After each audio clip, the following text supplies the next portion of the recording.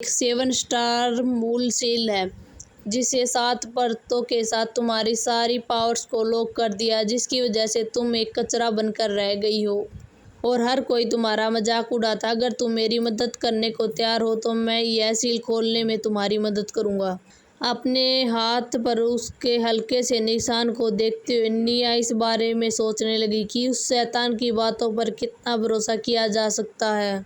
फिर उसके होठ हल्के से मुड़े और एक सातिर मुस्कान उसके चेहरे पर फैल गई। इससे पहले कि हम अपने डील की बातें आगे बढ़ाएं, क्या तुम्हें थोड़ी सी ईमानदारी नहीं दिखानी चाहिए ताकि मैं समझ सकूं कि हमारा फ्यूचर कोलैबोरेशन कैसा दिखेगा? और वैसे तुम मेरे शरीर के अंदर घुसे कैसे? आसमान के नीचे इस पूरी दुनिया में शायद ही कुछ लोग होंगे जो निया की तरह उस शैतान के साथ मोल भाव करने की हिम्मत करेंगे, वो भी जब वह उसी के शरीर में रह रहा था जिससे उससे पुनर्जन्म लिया था। थोड़ी देर की खामोशी के बाद वो रोंगटे खड़े देने वाली आवाज़ सुनाई दी, तुम्हारी अभी भी ताकत को देखते हुए तुम मेरा नाम जानने के भी लायक नहीं हो, तो फिलहाल तुम्हारे लिए तुम मुझे जालिम बुला सकती हो। रही बात मेरे तुम्हारे शरीर में रहने की, तो इसका रीज़न मैं तुम्हें बता दूंगा जब तुम सील की सातों पर लेयर्स को खोल लोगी। अभी तुम बहुत मामूली हो और अगर तुमने बहुत ज़्यादा जान लिया तो यह तुम्हारे लिए बड़ी मुसीबत खड़ी कर देगा। निया हंसी। उस शैतान के अधूरे नाम के अलावा वो और कोई काम की इन्फॉर्मेशन नहीं निकाल पाई। तुम्हारा जो अभी एटीट्यूड है उससे कहीं नहीं लगता कि तुम नेगोशिएट कर रहे हो। मैं इस बात को लेकर कैसे श्योर हो जाऊं कि जब तुम्हें इंसानों की दुनिया में वापस आने में मदद कर दूंगी तो तुम मुझे ख़त्म नहीं कर दोगे? उसकी सिचुएशन में ताकत बहुत काम की और ज़रूरी चीज़ थी, फिर भी अपने डाउट क्लियर करना ज़रूरी था क्योंकि वो फ्यूचर में अपने लिए कोई खतरा मोल नहीं लेना चाहती थी। एक टॉप क्लास थीफ गॉडेस होने के नाते वो हर संभावित खतरे की प्लानिंग पहले ही कर लेती थी। जब वो सारे अंदाजे खतरों को ख़त्म कर देती तभी वो आखिरी बार करके अपना मकसद कामयाबी से हासिल कर पाती।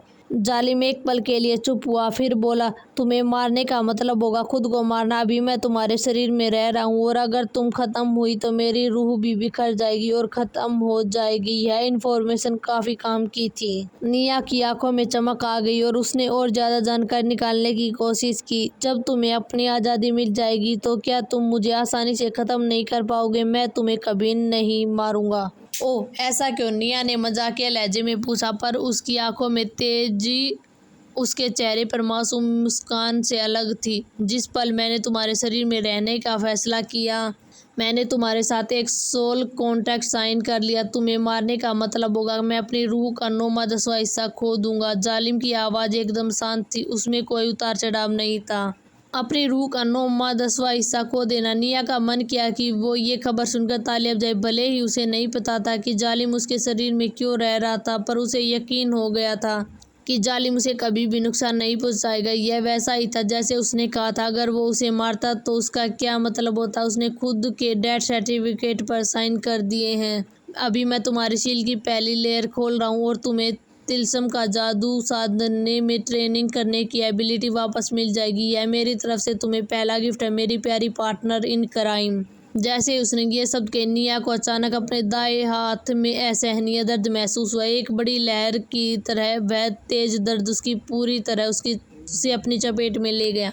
इससे पहले वो कुछ और पहुंच पाती, उसकी आंखों के आगे अंधेरा छा गया। वो एक बार फिर बेहोश हो गई। जब निया को दोबारा होश आया तो उसने अपने सामने एक उम्रदराज लेकिन दयालु दिखने वाला चेहरा देखा। साथ ही मिस आप जाग गई, उस बुजुर्ग आदमी ने प्यार से मुस्कुराते हुए कहा। निया ने अपनी भुएं सिकोड़ी। जैसे उसने अपनी आंखों यादों को खंगोला, उसे पता चला कि उसके सामने खड़ा वो आदमी जटायु परिवार का डॉक्टर विवेक था। वह विवेक के रेगुलर पेशेंट में से एक थी क्योंकि वे जुड़वा बच्चे अक्सर पुराने निया को परेशान करते रहते थे और उसका शरीर भी अक्सर जख्मों से भरा रहता था। अगर उसे उन लोगों की लिस्ट बनानी हो तो जो निया के साथ बुरा बर्ताव करते तो विवेक का नाम उसमें से एक होता। विवेक अंकल। अपनी आंखों की चालाकों को छुपाते हुए निया ने अपनी पलकें झपकाई और एक खाली एक्सप्रेशन के साथ विवेक को देखा। उस समय बोली बाली साथी मिस को देखकर विवेक को बेचारगी महसूस हुई, लेकिन उन्होंने एक प्यारी सी मुस्कान बनाए रखी। साथी मिस, आप अभी भी कमज़ोर, आपको कुछ दिन और अच्छे से आराम करना चाहिए।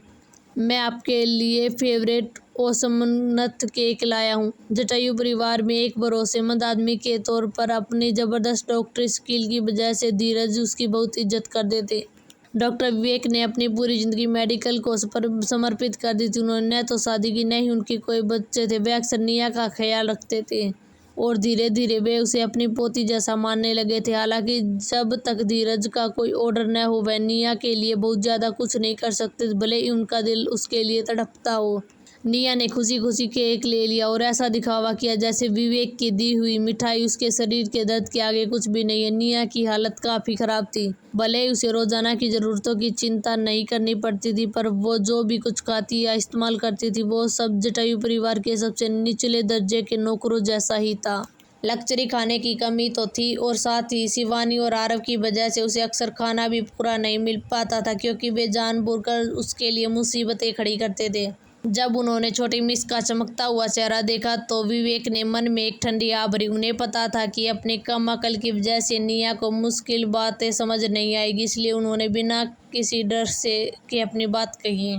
सातवीं मिस बॉस, इस बार वाकई गुस्से में और मैं आपके लिए कुछ खास नहीं कर पा रहा हूँ। आप इस दौरान शांति से रिकवर करें, चाहे जो हो जाए। मैं आपके लिए वक्त खींचने की कोशिश करूँगा और जब तक आप कमज़ोर है तब तक मैं आपको किसी भी सज़ा से बचाए रखूँगा। निया ने अपनी पलक तब तक नहीं झपकाई और मिठाई खाती रही, लेकिन उसके कानों में विवेक की एक एक बात को ध्यान से सुन रही थी ताकि वे कुछ भी मिस न कर दे। वो काल कोठरी जहाँ जटायु परिवार को अपने जादुई जानवरों को पालता था, उनकी पीढ़ी के बच्चों का लाना मना था। यहाँ तक कि शिवानी और आरव को भी वहाँ जाने का हक नहीं था। उसकी तो बात ही छोड़ो, जब उसने उस मना की गई जगह पर कदम रखा तो इसने धीरज के गुस्से को भड़का दिया और उन जुड़वा बच्चों ने भी बताया कि धीरज उससे पूछताछ करना चाहते हैं।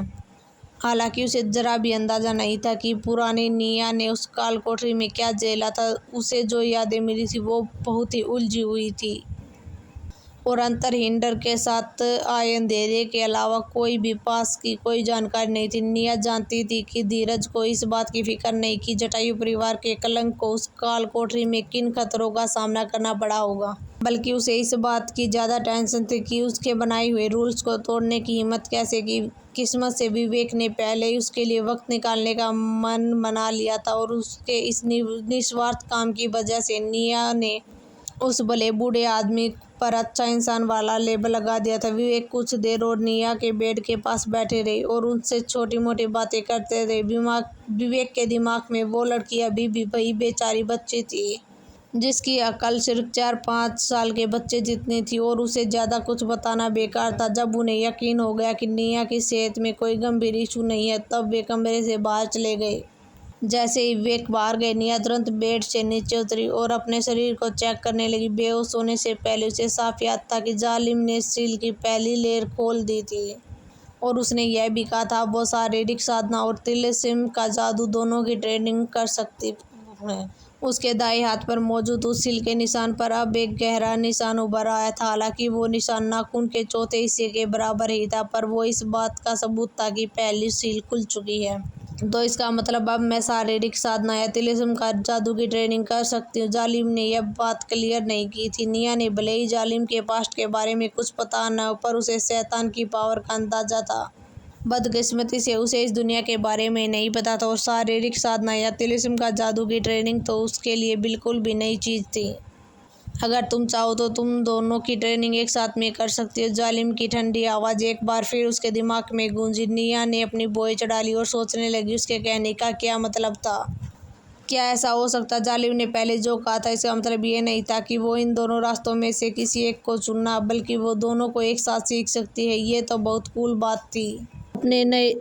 अपने नए शरीर की यादों से निया को धुंधला सा अंदाजा था कि इस दुनिया के लोग 2 कैटेगरी में बटे थे। पहली कैटेगरी के लोग जिसका शरीर और मसल्स बहुत मजबूत थे और उनका दंतियान शारीरिक साधना की शक्ति को इकट्ठा कर सकता था, तो ऐसे लोगों की शारीरिक साधना की ट्रेनिंग के लिए परफेक्ट थे। दूसरी कैटेगरी के लोग जिनका शरीर तो नॉर्मल था पर उनकी दिमागी ताकत बहुत ज़बरदस्त थी। वे अपनी मेंटल एनर्जी से अलग अलग एलिमेंट्स को कंट्रोल कर सकते थे, इसलिए वे तिलिस्म के जादू सीखने के लिए बेस्ट थे। ऊपर वाला फेयर है।